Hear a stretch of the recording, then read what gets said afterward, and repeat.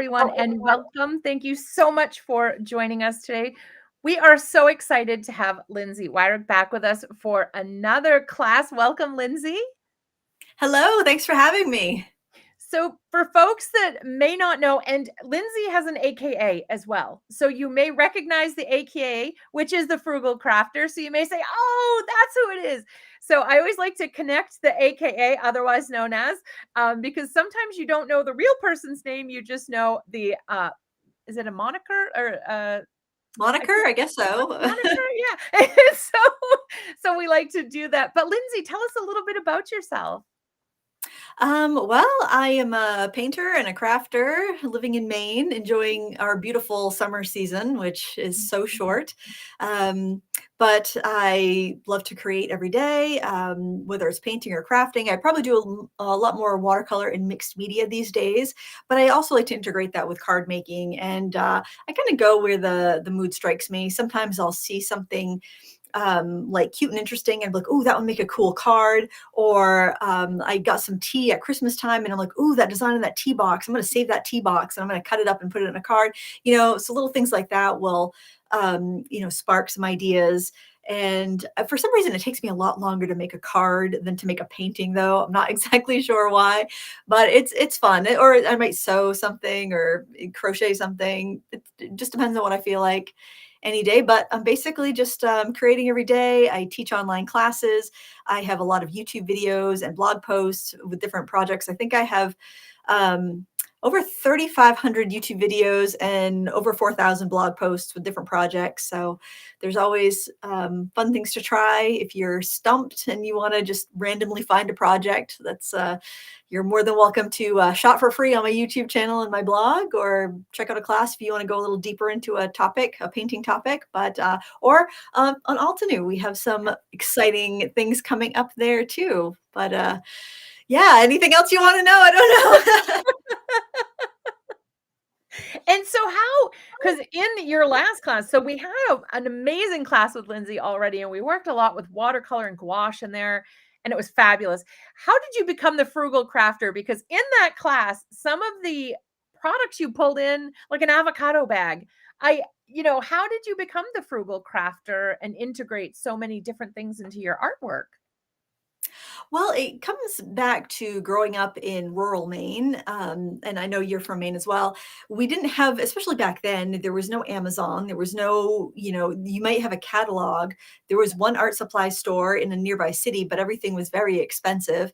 And my mother crafted. So we had a certain amount of base materials around, like some plastic beads and some yarn and felt and fabric scraps and things like that. But for the most part, we would recycle things. So I was a big Barbie doll player when I was a kid. And so, and I didn't have the dream house, but we had all these coffee tables, like end tables with different levels. And so I would turn that into my Barbie dream house, and I would take like the round containers that salt comes in, and I would cut out like a notch so I could turn that into a chair. And I would use scraps of fabric because my mother sewed, and I would make Barbie clothes. It was just being creative, and I would save broken toys and make sculptures, really ugly, awful sculptures with them that my parents, I'm sure, could not wait to throw away when I wasn't looking.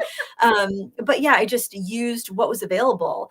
And my mom used to buy different crafting books, and she would subscribe to, I think it was like a Better Homes and Gardens company book. It was called Christmas is Coming. And so every year there'd be a new book, and I would go through and I'd look at the crafts, and there would be projects with felt, like making puppets with felt and making different things like that. And like hair barrettes and stuff like that. And I always just loved making something from trash, making something from nothing, and creating value where there was nothing, because you can get a little too precious and worry about messing something up, or, oh, I'm going to ruin that expensive piece of paper. But if you've got a cereal box that you can work on the blank side of, you don't care if you mess that up because it's free. It was just going to go in the trash.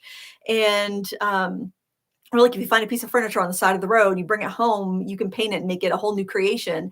But if you went and bought a piece of furniture, even a piece of unfinished furniture, you'd feel a little precious about it. Like, well, this has got to be perfect if I'm going to paint on this. Or you would just leave it the way it was because it's good enough. It's okay. I don't want to ruin it. So I like to buy things that find things that are already ruined, basically, and try to bring a shine to them, make them new and different. And then you get to have things that are completely unique and not like anybody else's creation, which I think is one of the reasons why we all love to upcycle and alter and make things like that.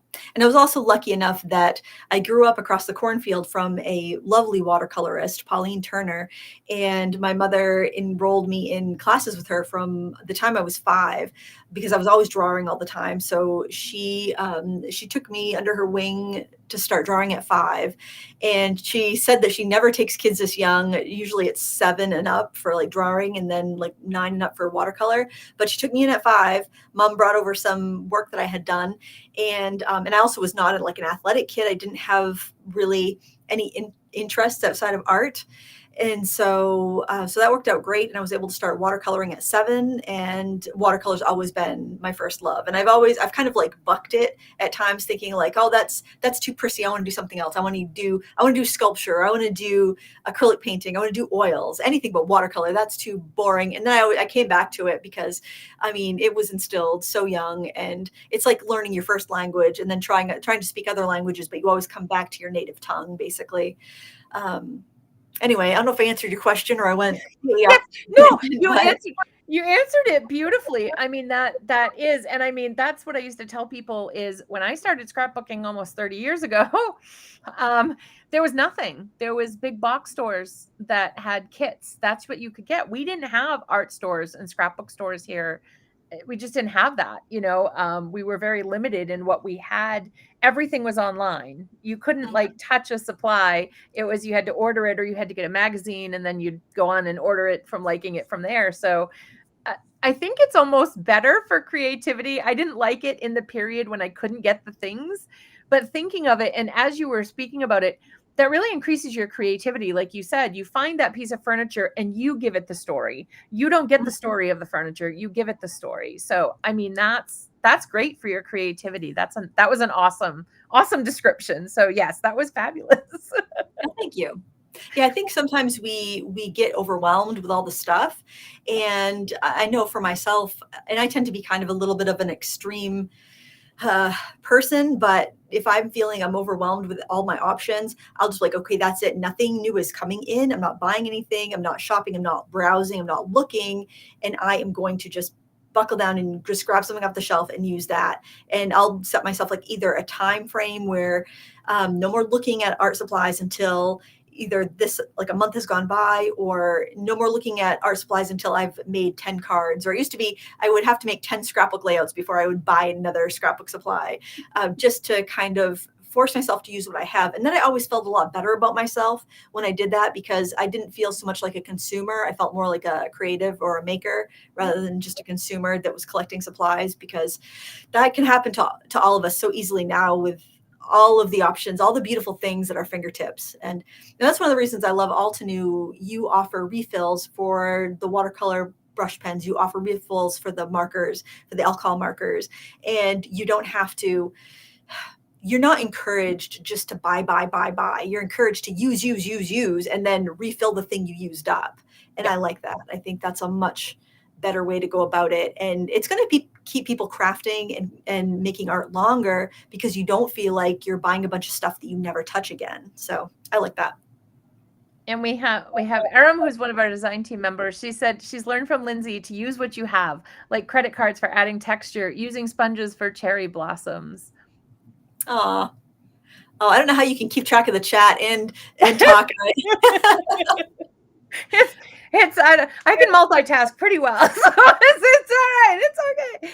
But and that's the other great thing I think as well, is I do love having those refills, because I don't want to have to buy a whole new thing just because it ran out of ink. I just want the ink. So that's the great thing. We do have all those refills, which is absolutely amazing and wonderful. And of course, Lindsay will show you lots and lots of ways to not only use the water brush markers in this class, but the refills, and lots of ideas for those. Now, you said you like cards, you struggled, but so in the last class, I saw you make like so many cards so quick. Do you mass produce like a bunch of bits and bobs, like backgrounds and ephemera? Do you make a bunch of it and then put them together?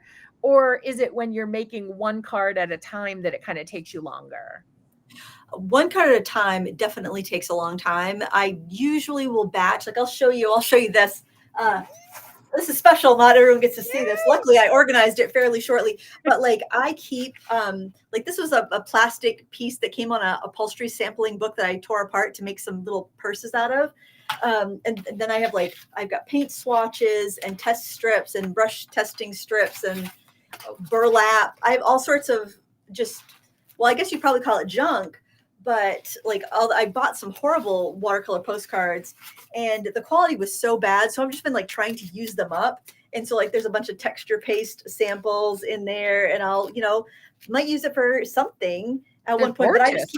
I keep them all in this bin. And then when I feel like I want to make cards today, I'll grab this bin, I'll grab a set of stamps, and then just I have a good variety of things, but I'm not overwhelmed. Like I need to go find that perfect paper. It's like, no, you've got enough in here. Let's use this up. I call them my artsy fartsy cards because we're pulling all these different swatches and all this basically stuff that any normal person would just throw away.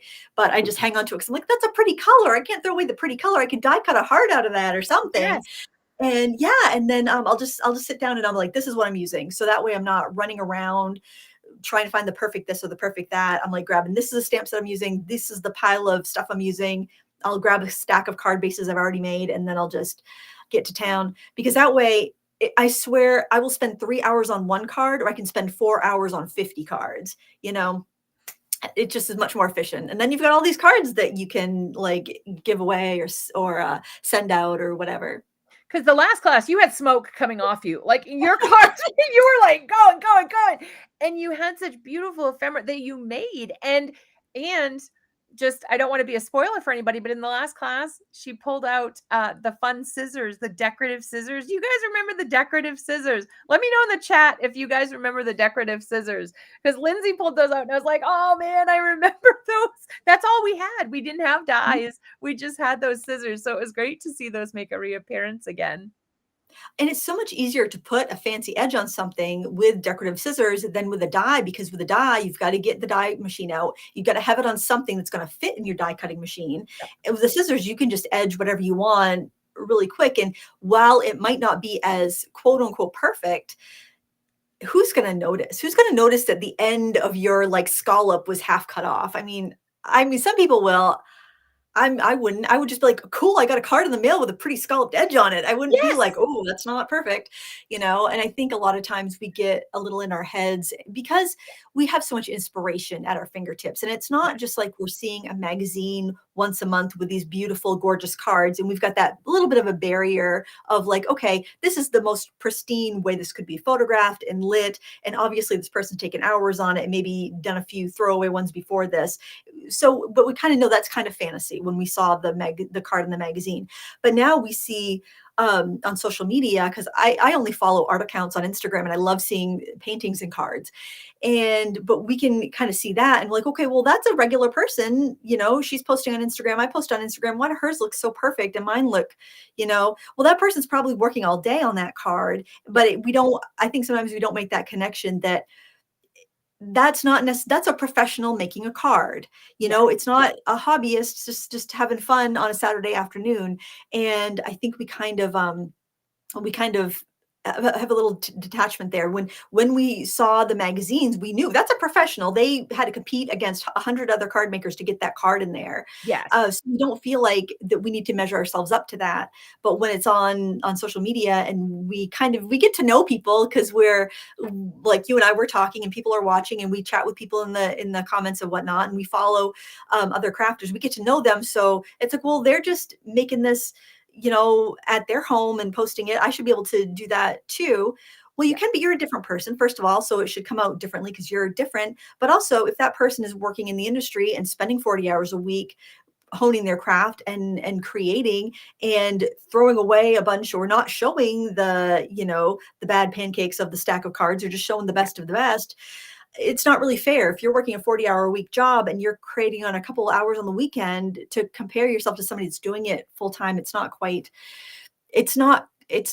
best thing, I don't think. So I show warts and all. I want you to see the bad pancakes. I want you to see the messes. And then like I was doing some layered stamping, and layered stamping is probably the technique I struggle with the most, because It's, I'm always getting it off a little bit. It doesn't really bother me though, but Yeah, then, I have some techniques that you're not even gonna see where I messed up yeah, just by adding one extra little thing to it. Because I think that especially now with the fancy stamp platforms, which I know that Altenew has this fancy stamp yeah. platform, I'm a acrylic block girl, you know? I don't have room for that. I'm like, by the time I'm done crafting, I'm working in like a 4 inch by 4 inch square on my desk. I cannot pull out a big platform. So we're just gonna stamp it and hope for the best. And usually it's not the best, it's a little off, but that's fine. Yep, And I think there's a lot of people out there like me, they're like, I don't have room for that, or I'd rather spend my money on another stamp set than a stamp platform. And, yep, you know, I think there's room for everyone. There's room for, and if everyone should make cards the way they want to make them. If they want absolute crisp, pristine image and they want to use a stamp platform, or they have maybe they shake a little bit and using the stamp platform is going to make it so they can stamp and yep. have results that they want. um, Anyone should use whatever supply they want to, but they shouldn't feel like they're less than because they can't afford or they don't want to have that bigger supply in their craft room. And I still take out my acrylic blocks because it's a skill I don't want to lose. I want to be able to stamp and line up stamps and stamp straight. And it's one of those things like fussy cutting. You have to practice to keep Mhm, that skill up. And so I'm glad you mentioned the acrylic blocks because I still have a herd of them and I use them frequently, especially for smaller stamps. It's so mhm. much faster to me to pull out a block, stamp it within 10 seconds than to line it up with tweezers and all of that. So yeah, I love that you mentioned that. Absolutely. I think how many we did have a lot of decorative scissors. One lady even has Mickey Mouse decorative scissors that she's still Oh, using. So wow. that's exciting. But how many of you still are using blocks? I'd like to know, are you guys using blocks as well out there? So and the thing is, my theory and what I try to tell people is do your card until you're proud of it. That's Mhm, it. That's all you need to be. That's it. Nobody else has to be proud of it. Just you. And when you're happy, that's good. You can stop. You're happy. And that's because so many people do get caught up. And I think unfortunately, especially newer crafters will go out and they'll look and they'll say, "Oh my, I'm never going to be as good as this person may have gone to art school and mhm, they've done this for 20 years." And that's what, so you don't want to compare your day one to somebody else's day 10,000, and unfortunately, social media can kind of do that sometimes. So I'm glad you mentioned that because I think that's especially for newer crafters, it's overwhelming to see the perfection, especially in videos. A lot of times in videos, you just see the finished, you don't see what's been cut out of mhm, videos. I try to leave mine in and be like, this is how I would fix it because mhm. I make a lot of mistakes. So I like to share my mistakes and how to fix it. So I love that you said that. And that's great and so encouraging for lots of the beginner crafters. Uh, oh, Wandering Dreamer said she's quite the opposite. The stamping platform has saved my stamping. It's the basis of getting a nice image. Everything else I can wing. I love it. You're winging it. We love winging it here. But we have a lot of folks that use blocks. They use blocks in a platform. They use blocks more than a platform. A lot of blocks are still, oh, Candace said only as a paperweight. I still have a whole shelf full of like a wall of wood mounted stamps and I will not get rid of them. I agree, Yes. especially the big backgrounds. I'm pulling those down all the time. And something else that I would encourage people to embrace is keeping those favorites Yeah. in circulation and mixing and matching, mixing because like back in the day, I mean, I've been stamping for so long that I remember I love collage style stamping, and I would love seeing these scenes that were built, and there would probably be 10 different stamp companies represented in a scene because they liked that moon stamp and they liked that fence stamp and they liked this and that. And then what happens as you make your collection of the things that really speak to you and the stamps you really love, you're going to end up with a style that's all your own without even meaning to. And I think that's something to really embrace rather than trying to copy exactly what you're seeing somebody else make. Say, Yes. okay, I have a butterfly stamp already. Or I don't have an owl, but that's a really cute owl. I think I'll pick that up. But if you already have an owl, maybe you use the owl that you have and you use the technique and add to your collection when you see something unique that isn't just making something else redundant. Because I think there's a lot of, and I think this kind of burns stampers out when they're trying to chase the trends, Yes. and they're buying that brand new set of butterflies when they already have a set of butterflies. And I think the thing to ask yourself is like, is this going to just make what I already have redundant? Is this better than the butterflies I have? Maybe it's so much better and you love it so much more. Then get the new butterflies. Maybe pass the old butterflies that you're not going to use anymore because you got this new one you like more. Maybe give that to a beginner or donate it to a thrift store, because who doesn't love to find a bag of rubber stamps at a thrift store? That is a thrill. It never And make happens sure that here, but yes, it is yeah, amazing.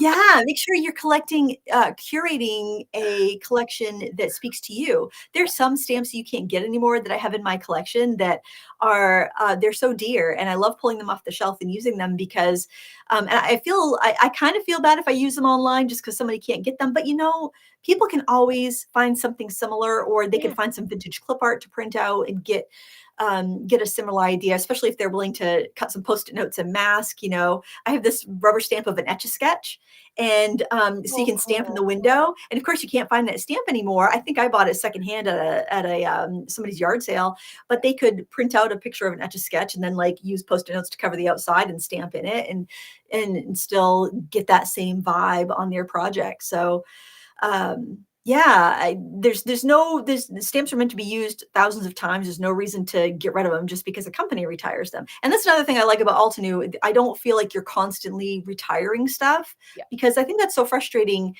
especially for people that want to be on trend. They're buying something. Oh, this is the brand new thing. I can't wait to use it. And they use it and they go to share it, and then it's discontinued. And I think it's very frustrating for people, especially if they're trying to share it online so that they can maybe get on a design team or something like that, Yeah. and then their stuff gets discontinued. But good style never goes out of style. Good style is classic, and as long as you choose things that you like, not that's just trendy, then you're going to be classic. You're never going to be trendy, but you're always going to be stylish. And I think that's kind of just like with your clothing. It's kind of what you want to aim for, I think, with your artwork as well. I love that. I love that. There's always, as I call them, Lindsayisms that come out of Lindsay's class that they stay with me. And it was the last time you said it quite a few times, and I was so glad you did, about using your supplies. If you don't use them, they're going to be sold at the yard sale for 5 cents. So use your Mhm. supplies, because and that I remember the 24-pin watercolor set. It said artist on it. I'm like, no, I can't use that. And when I did, I loved it. I love it. Now you can't pry it out of my hands. But I love that you said that, because I think we do get intimidated by our supplies sometimes. We don't want to ruin them. Mhm. And we're not. We're just, you have to open them. You have to use them. You have to create beautiful things. So I love the Lindsayisms that come with class that kind of stick with you. I love that. And it's true. It is true. And the wood stamps, I still have some I keep up in my office because they're just so inspiring and so beautiful. I mean, they Mhm. really were works of art back with the wood stamps. Like, we didn't think about it at the time, but now looking at them, they really are works of art in a little block. And it's so pretty. Yeah, they are, and the only ones I've ever unmounted are ones that were difficult to use, Yeah. being on their blocks. Like, I had a set that was like they were little, like, ribbon trims, and they were very hard to line up, so I did unmount those and put them on cling film. But, I've actually taken sentiments, like, unmounted sentiments, and mounted them on Jenga blocks because it's just more convenient for me to have them on my shelf, and I'm like, "Oh, I need a thank you. I'm just gonna grab that one. I'm not gonna go through my binders and find the perfect thank you. I need a thank you now." So I'm gonna grab that right off the shelf and go. And speaking about not wanting to use your watercolors because you're afraid of, like, ruining them or wasting them or whatnot, a pan of watercolor takes so long to use up. It lasts longer than a tube, I swear, because it's so concentrated. Yeah. So if you used up that set of 24 watercolors, you've got some mad skills under your belt, and you will not mind rebuying that, to get those colors again. So you're only benefiting yourself by aiming to use it up. So open all those supplies. And I think that was like the best message. Uh, it's like you only love to build an art wall. Oh, I don't know what that means, Keisha. Maybe that means like, Did I miss maybe did they I miss mean the connected comment? maybe they mean like you're collecting supplies and you're stacking them up on the Oh, on shelves the and you wall. open Oh, them all okay, at there we once go. I was otherwise. like, um, Maybe that's what they mean. but no, and that's I don't what know. I think. So I mean, it really, and your conversation earlier talking about, just having all the things and creating with them. I mean, that must have fueled your passion for mixed media, getting you into how did you get into mixed media? Was it when you were younger or were you older when you get into it? Well, I mean, I think I've always been into mixed media. When I was younger and we did watercolor, it was very common to have a set of nice colored pencils. At the time, Prismacolor was pretty much the only professional colored pencils that you could get. And so my art teacher told my mother that I needed to have a set of Prismacolors. So I was using Prismacolors as a 5-year-old, and it's kind of hard to use Crayola after that. Yes. So we would take Prismacolors to do details on our watercolors or add veining to flowers, and add those details in. And that's something I've always loved doing. And my mother was a toll painter, did decorative painting, and she also did the Aunt Lydia's ballpoint pen. I don't know if you remember there were these tubes of paint and they had like a ballpoint on it, and people would do tea towels and dishcloths and stuff. She had the Aunt Lydia's ballpoint pen things. She always had really interesting craft supplies that she would let me use sometimes. And I always just loved to see, well, what can and I've ruined so many brushes. I always had a set of brushes because my mother would be like, I'd use hers. And then she'd be like, these are yours now. Because I remember she had these beautiful toll painting brushes. And I was always looking for a way to save a buck, even as a kid. And my parents have a hardware store, and they had a bunch of wooden birdhouses that came in, and I thought they were $5. I'm like, I bet I could paint on those and sell them for 10. And so I took home some birdhouses, and I found some like bad mixed paint. Like when people would have some paint mixed and it wouldn't be right, they would just sit there behind the paint counter and be sold for cheap. So I take home the bad mixed paint, and it's probably about 10. And I would use mom's toll painting brushes, and I would paint like flowers and birds and all sorts of different things on there that I would like learn from her toll painting magazines in acrylic paints. And I would bring them down and sell for $10. So I make a $5 profit on every birdhouse. And but those poor brushes, I would leave them sitting in the water. The paint would chip off of them. They would have like latex paint dried in the ferrules. It was bad. But yeah, because with watercolor, you didn't really have to worry about brush care so much. Just, rinse them off and lay them to dry. And they'd have the plastic, like the Acryl resin handles, so they didn't swell up and whatnot. So I did have to learn some brush care tips along the way. But yeah, I forgot the question. I have to be honest, Bridget. That's okay. How you get into mixed media. So Oh that's yeah. okay. Yeah, and I think that with mixed media, and this is something that I get to in the class a lot, because I know that everyone joining me for that class, we're all coming from different backgrounds. We have different stashes of supplies. Some people may be absolute brand new babies to art, and this is like their first time picking up a brush, a watercolor brush, or a palette knife or paste and things like that. So I want to meet them where they're at. But also I know that a lot of our friends they've got watercolors, and they've got gouache, and they've got acrylic paints, and they've got pastels, and they've got watercolor crayons or watercolor pencils or colored pencils. And when you add a new supply, and when you get the kit, you're going to have some new supplies in there that maybe you've never used before. You don't just have what's in that box. You have that box multiplied by every other supply you have in your stash already. And I never want somebody to feel like, well, I can only use these products in this box that are from Altany with this, but I have a Winsor Newton set of watercolors over there, or I have a Schmincke set of pastels. Can I use that? Yes, absolutely. Because you take supply one and you multiply it by supply two, and then you get a whole new arrangement. And it's like, if you ever seen the advertisements that would come out from the ASPCA, where they would show a cat and they would say, if you don't fix this cat within a year, and they have like that tree of like how many cats, one cat, how many kittens one cat can have over the course of the year. Well, that's kind of like your art supplies. So you take that one art supply from the kit and you mix it with what you already have. And then you've got kittens everywhere of art supplies for you to create with. So it's if you're not careful, it can get overwhelming. But Yes. if you collect slowly and intentionally, then you will create such a rich, robust arsenal of art materials at your disposal. And that's really what I want to convey in this class, and what I hope people will take from it and be inspired by, so that when that last lesson goes by, they're not scratching their head like, well, now what do I do with this box of stuff? They're like, oh, because I'm going to mix it with that, or I'm going to use it with that, or I'm going to use it on my next project. And they'll probably have used up their pens by close to the end. Hopefully they'll go get some refills so they Yes. can fill them up, because you're not going to wear out those brushes. Those bristles are nice. You're going to be able to refill them probably 5 or 10 times before you even start to show any wear and tear on those brushes.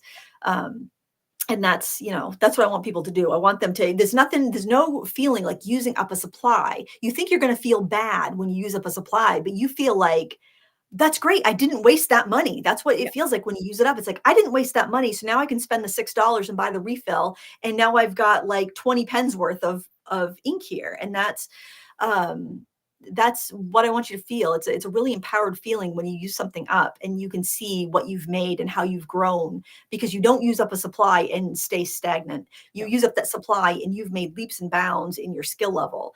Yeah. And you don't make leaps and bounds in your skill level unless you start using up some supplies. And, just they're pretty, but just looking at them, when you Mhm. use them, you get Ah, pretty projects to look at, yep. you know? Anthony said, before I found Lindsay, I was constantly purchasing new stamps as soon as I saw someone using it. Now I see if it's something I like, I use the stamps I have. So, and Katie said, what an enterprising kid for your birdhouses. And TT loves the kittens of art supplies. And Nancy says, I've been using up my supplies this year instead of buying more. It's amazing what you can do with what you already have. And I think Mhm. that's a great thing about these classes is that, yes, there's a kit. There's an amazing kit that's fabulous and works great with this class. But the great thing is that you're also learning techniques from Lindsay. So the technique can apply to anything. It Mhm. really can. So it's really, you're just putting more things in your wheelhouse the techniques that you know. So she's showing you samples with a beautiful kit that Lindsay built this kit. So this kit, if you guys are like drooling over it, Lindsay built this kit herself. So she chose everything. Do you have reasons for why you chose what you chose in the kit? Absolutely. I didn't want anything to be a one trick pony. I didn't want anything to be like a fast fashion thing, like you're going to use it for this season, but then you're going to, chuck it out. I wanted things that were going to be versatile, that were going to be able to, that were going to be able to be useful to a variety of people's aesthetics. So I tend to go really bold colors, bright colors, a little modern, but I wanted things that could also be done, it could look a lot more organic and natural and dainty. And so with like say the layering flowers, that one you can use a silhouette and you can do some really quick, beautiful graphic cards with just that bottom layer of that stamp. But if you are like some of these stampers just blow my mind. They are so precise. They stamp everything just perfectly every single time. You have that aspect. You can do that. The stamp set was designed, and this is if you get one of Altenews stamp set, if you're new to Altenew, if you're watching this on my channel, maybe you haven't tried it. They include a guide in their stamp set, so you know how to use it. If you're not someone that can look at a stamp set and go like, I know what I'm going to do with that. If you kind of scratch your head a bit, they have a guide and it kind of suggests some ink colors you might want to try and some techniques you might want to try. And so the layering stamp set was recommended that you do like a neutral color and then you stamp over a couple of brighter colors to keep it kind of simple.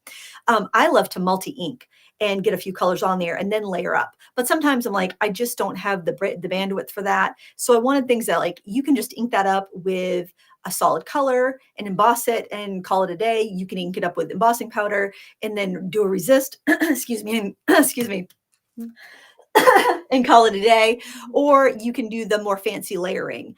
And I like that you can you can get a more bold graphic modern look, or you can get a more vintage layered, kind of almost like a chintz fabric look with the feathers. The feathers are beautiful, but you can very easily go with a really splashy, bold modern look, or you can layer them up in neutral colors, like more natural from nature colors, and get like a more organic look. Like say you want to do a Father's Day card, or you want to do a more botanical looking, I guess feathers wouldn't be botanical, but you want something a little bit more classic looking, you can do that. But if you want to do like a wild dream catcher or something, you could do really bright colors and get a whole new look from it.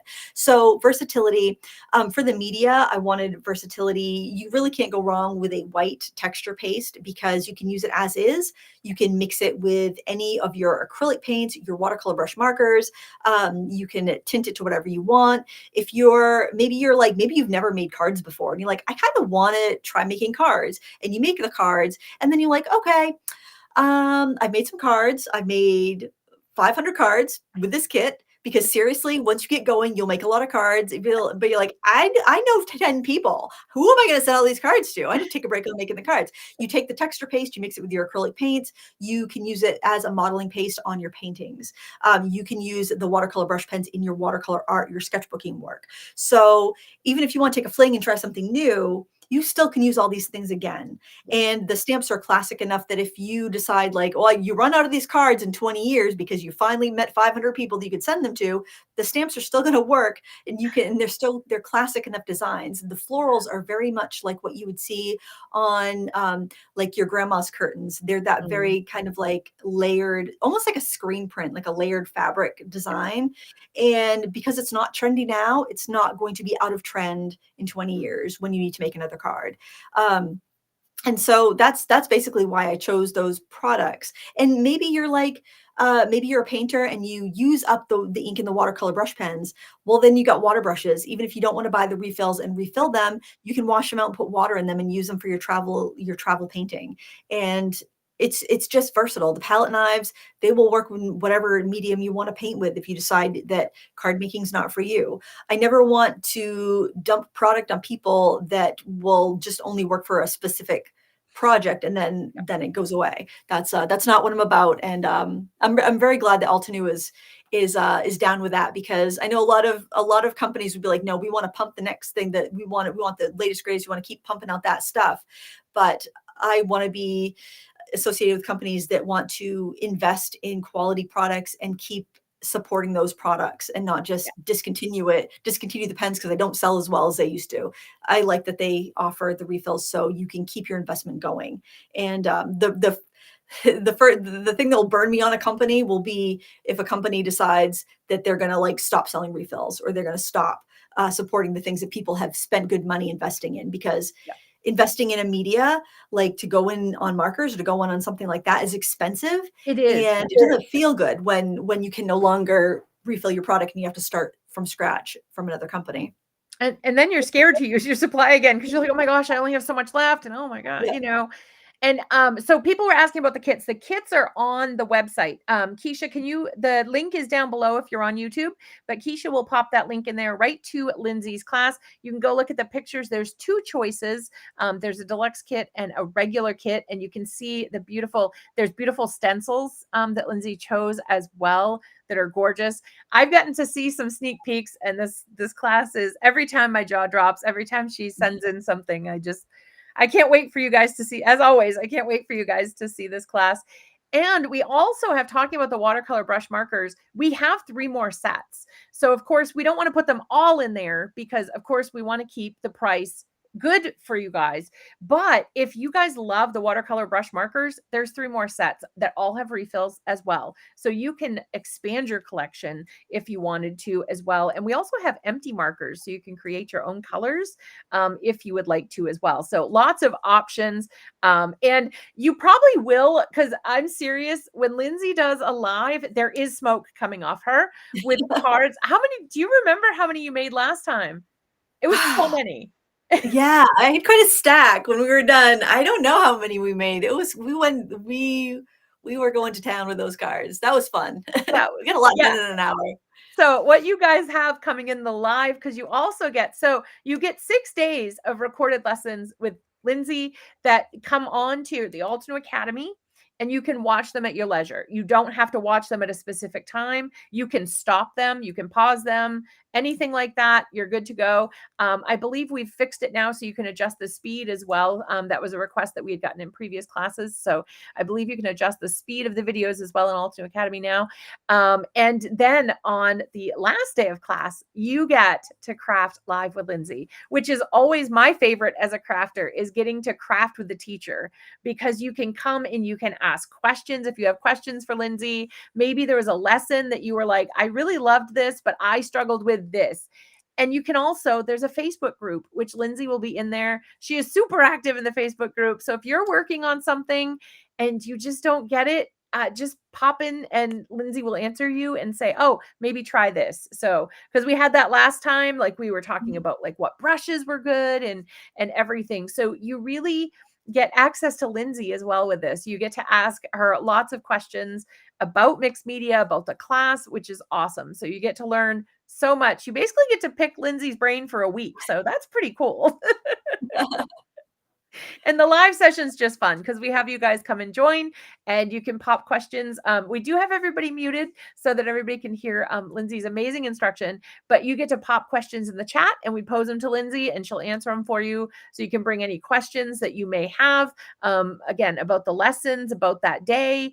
If Lindsay likes avocados, just any questions you may have.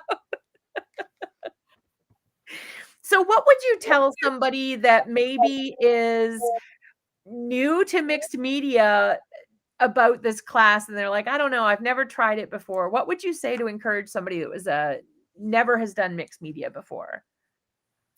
I would say that mixed media does not have to be messy and scary. Mixed media is basically you're mixing two different medias together. It could be something as simple as watercolor and colored pencil, or gouache and colored pencil, or watercolor and gouache. You've probably done mixed media in your life and just never called it that.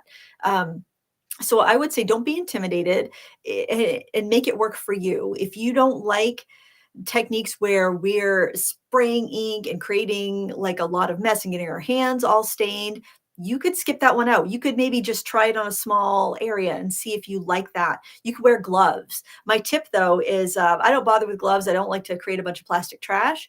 So when I'm doing a really inky technique, my hands will be completely stained. But when I wash the dishes or I wash my hair, the ink with the stains will come off your hands. So it's a little incentive that after you're done crafting, wash your dishes, and then you can think about your crafting as you're doing that, chore, and then your hands are nice and clean when you're done. I probably wouldn't invest in a manicure before you take this class. Maybe wait till after your class. But yeah, it's nothing to be afraid of. And what I actually did, I have a big table that I work on when I'm doing kind of messier crafts.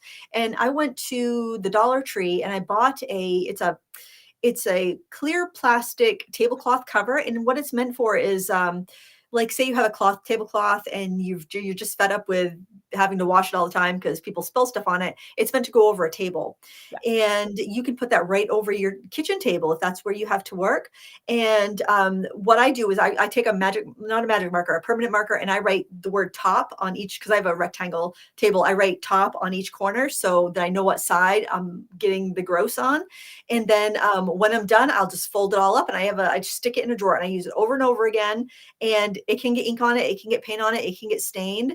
And I just know what side's top, because the products that we're using at the watercolor markers, if you have splatters of that, if you put that upside down on your table, it could transfer onto your table. So as long as you know what side is top, then you can just keep using it over and over and over again until you tore a hole in it or something. But I mean, it should last pretty well for you. And that way you're not, you don't have to worry about things seeping through and ruining anything. So really there's nothing to get used to worry about. And even if you don't like the really messy techniques, those brush pens, they have a fine tip and you can use them for coloring fine stamped images. Yep. One of the things I like to recommend to people that if they're new to watercolor and they don't feel comfortable drawing and maybe they don't want to invest in a bunch of stamps right away, maybe they're new to card making, is to get the watercolor coloring books that Altenew sells. Yes. Because they're on the nice paper. They're not on the cheesy. Sometimes you buy a watercolor coloring book and the paper is like cardstock. It's not really designed for watercolor, but the watercolor coloring books from Altenew are on watercolor paper. And that way, yeah, you can see if you like it before you invest in stamps, before you invest in other papers. And I brought that with me. I went on a trip to Old Orchard with the girls when they were graduating high school, a bunch of their friends. And I brought that with me in a couple sets of watercolor. And you could tell when, the teenagers stay up all night and they're having a good time, they're partying, but then they get a little burnt out and they just need to calm down and be like, here, have a coloring sheet and have some watercolors. And they would just chill and they'd paint for a while. Then they'd be ready to go hit the beach again and go have fun with their friends. But that's a really great way to get started. And if you're like, oh, this wild mixed media, messy, it's not for me, get one of those little coloring books and just color in the shapes with those pens. Get a water brush or just a cup of water and a paint on a regular brush. Add the color to the shadow area. Drag it out with the clean water. It's a great way to use them that is absolutely clean enough to do on your sofa if you want to while you're watching TV at night. So That's I don't yep. think there's a way to waste your money with this kit as long as you're willing to try everything that's in it.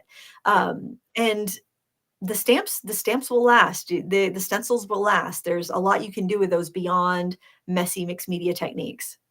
And I really love, I mean, a lot of what we have at Altenew is kind of timeless. The florals are timeless, but I really love, and that's what I would describe with this kit that you put together, is everything in it is kind of timeless. Like, it's not something that's going to go out of style. It's just the botanicals and the silhouettes are stunning. The feathers are gorgeous. I mean, it just, everything in there. And then love the Stonewall stencil. Like, that was my Yes. first passion when with the stencils, was that one. And it's just amazing what you can do with them. And I'll let a little cat, since we have cats today, we'll let a cat out of the bag. Lindsay shows you how to use a 6x6 stencil on a full sheet of paper. So she gives you so many tips and tricks in this class that are beyond what's kind of in the lesson, like beyond what she's creating. She has so many tips and tricks in this. So I hope you guys will check this out if you haven't had a class with Lindsay with us before. We do have another class with Lindsay that is amazing with watercolor and gouache, and oh my gosh, the projects in there were just so stunning and gorgeous. And I mean, that was mixed media too. Like you said, I didn't think of that. I would never think of that. But yes, when I put colored pencil on watercolor, that's mixed media. You always, or I always equate mixed media with dirty hands. Like, that's what messy. I think mixed media, messy. But I love that you said that, because it doesn't have to be. And there are so many crafters that's kind of one of those things where they're like, I'm not getting messy. I mean, I know some folks that won't use embossing powder because it's messy, right? And so I love that you mentioned that, because I think a lot of us think of that mixed media, messy, and it doesn't have to be. Yeah, not at all. And the more I think you adopt that mixed media mindset, the more you're going to see the versatility in your products. Like, for instance, there's also metallic watercolors. So if you took the brush pens and say you were coloring one of the flowers from the coloring book or something, maybe you were doing a Christmas card and you're coloring a Santa with the watercolor markers, you can mix the ink from the watercolor markers with the metallic watercolors, and you could give Santa a shimmery velvet robe. You can give the sky a shimmery effect by just mixing the metallic watercolors with your watercolor brush pens. So once you kind of open your mind to that, there are some things that aren't going to work together. I honestly think your mistakes are the best gifts, because that teaches you what, if I say, don't mix oil paint with your watercolor, you could take me for my word, but if you try mixing oil paint with your watercolor, you go, ooh, that didn't work very well. But you're going to remember that a lot better. So everything you try, you may not get the outcome that you're going for, but you might get a better outcome, or you might learn a different thing your supplies will do, or you might learn that, well, that doesn't work for me, and you'll remember it because you've actually put it into play. But once you start approaching everything with that mixed media mindset, you're going to find your supplies are so much more versatile, and you can almost feel little sparks in your brain happening.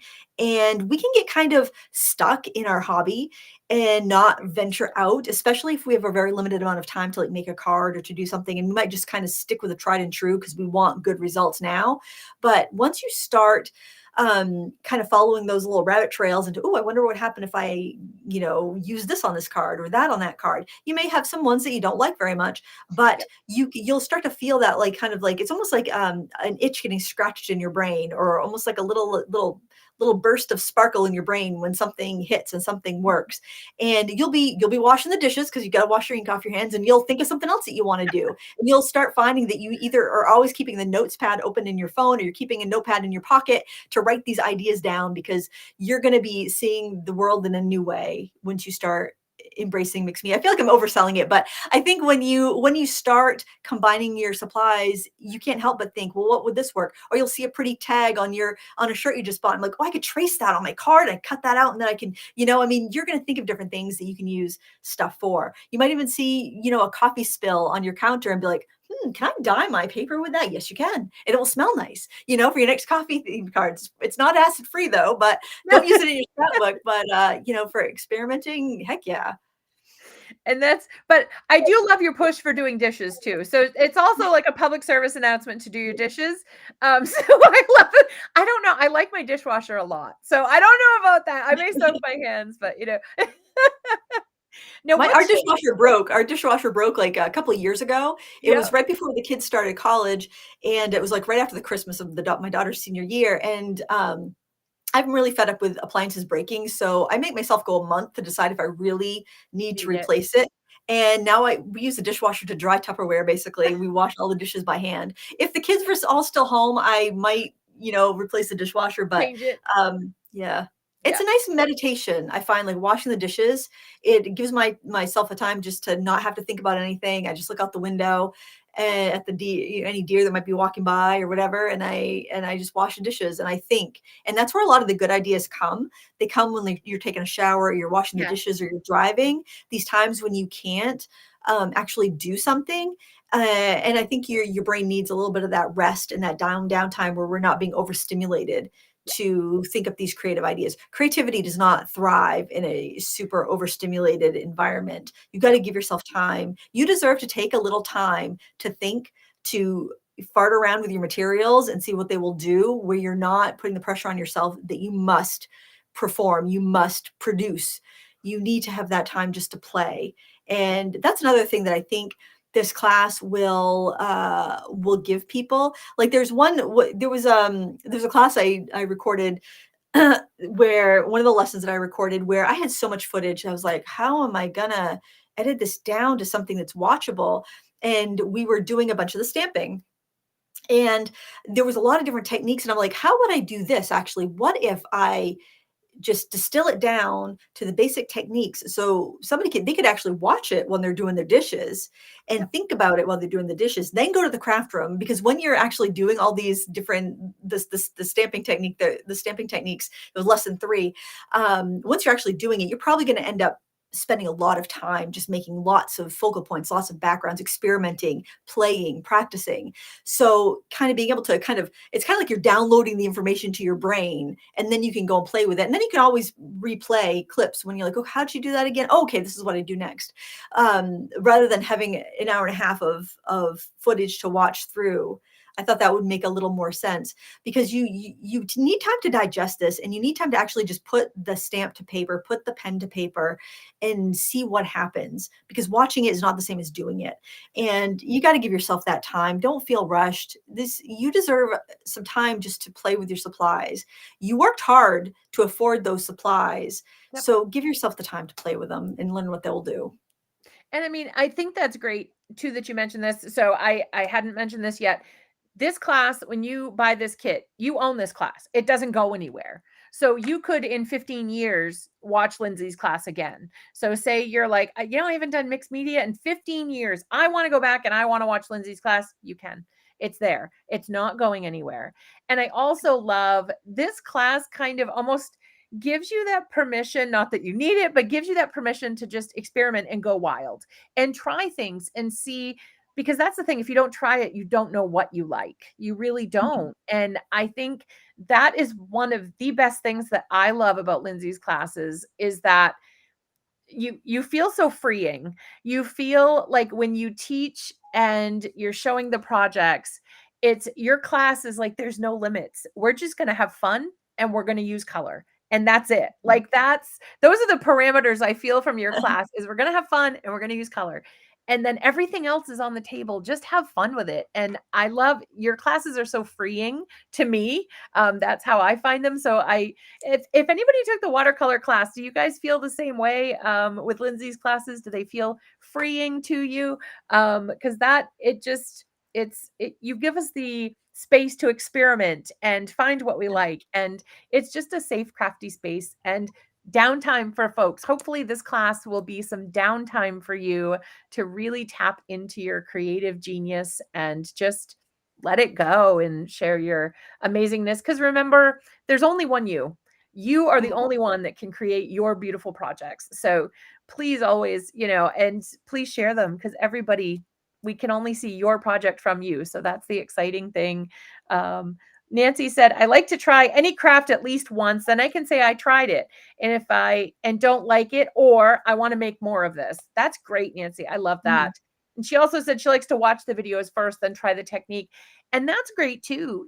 Just kind of sink it in, let it Mhm. get in, and then go in and be ready to go. And like I said, you can pause it, you can go back as many times as you'd like. There's beautiful PDFs with all of Lindsay's beautiful photos and step-by-step instructions for you. So we really try to give everything we can.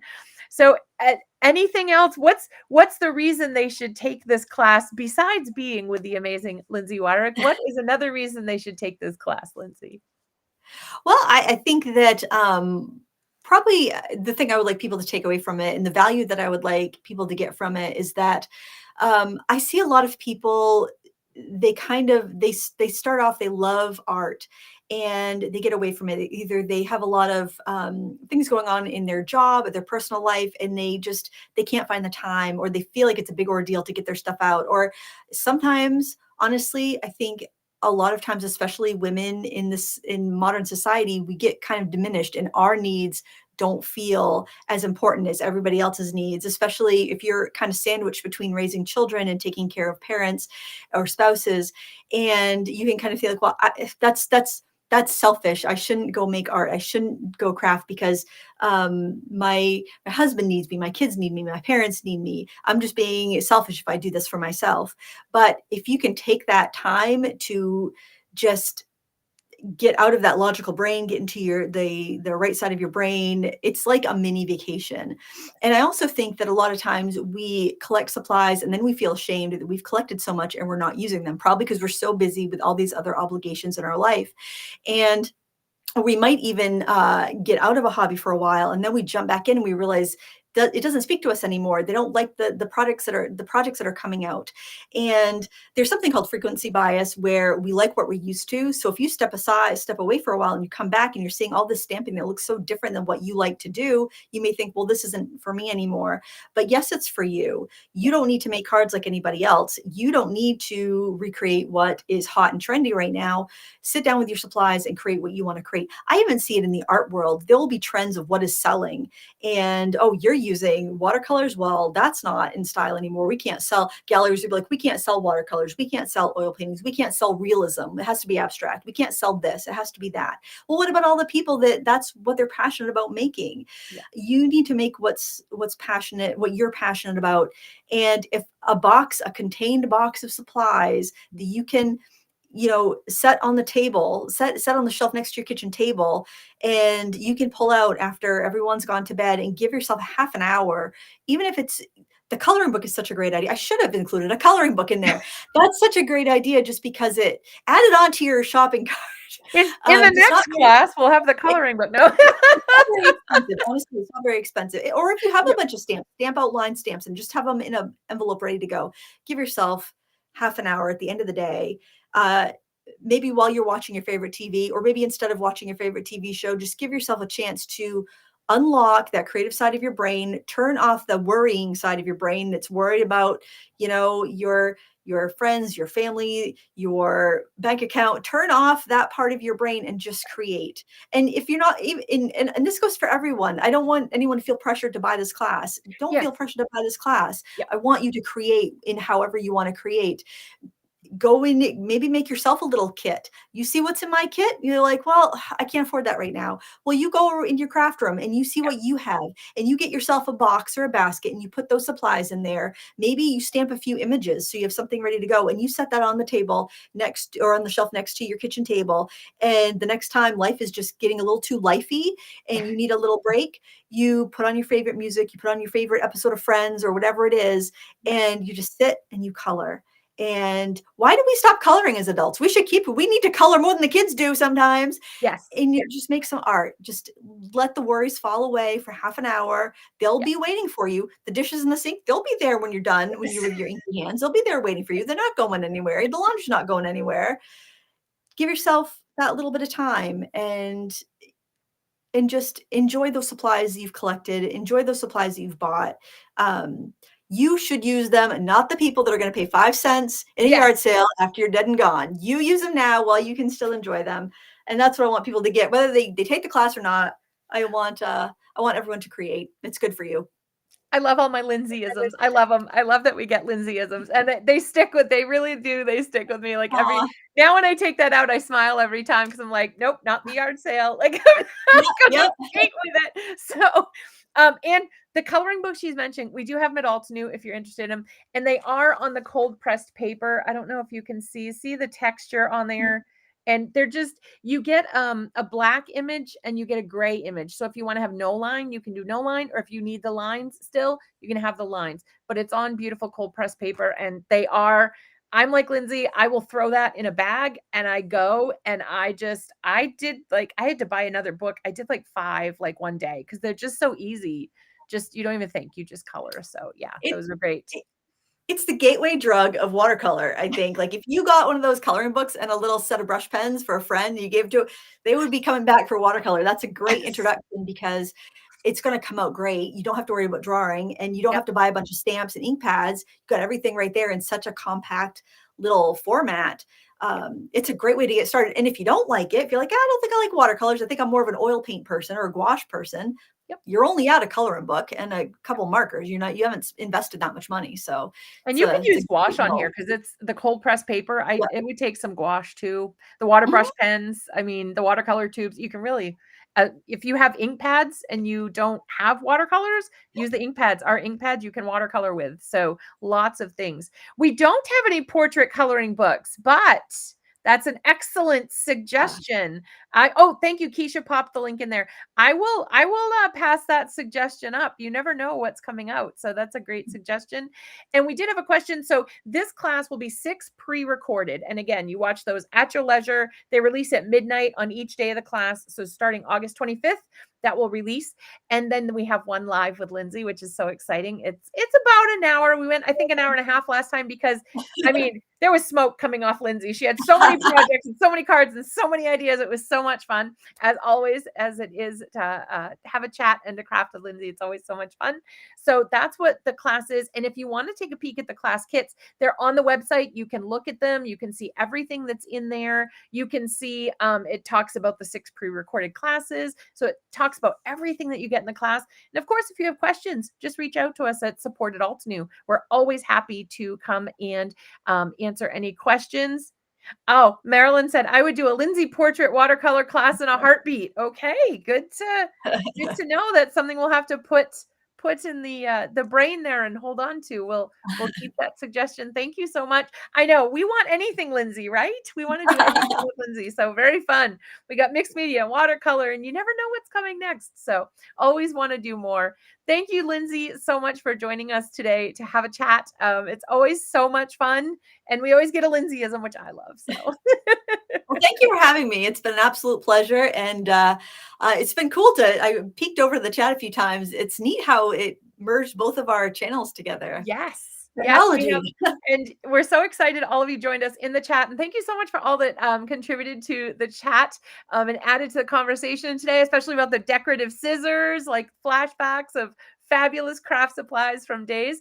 And yes, we do have an early bird promotion going on right now. So you save money, which at Altenew we love to, as much as we can, give out the savings so that you can do the classes. And especially with the Frugal Crafter, we like to make sure that everything fits into a good budget, is a good price and a good value, and very versatile for you. So, and again, Lindsay built this kit herself, and it's a gorgeous, gorgeous kit. So both kits, actually. So make sure to check out those kits. And we hope to see you there. We hope to see you in class in August. It sounds like it's a long time away, but it'll be here before we know it.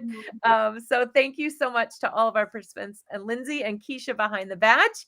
And from all of us at Altenew, thank you so much for allowing us to help you craft your life. We'll see you all very, very soon. Goodbye, everyone.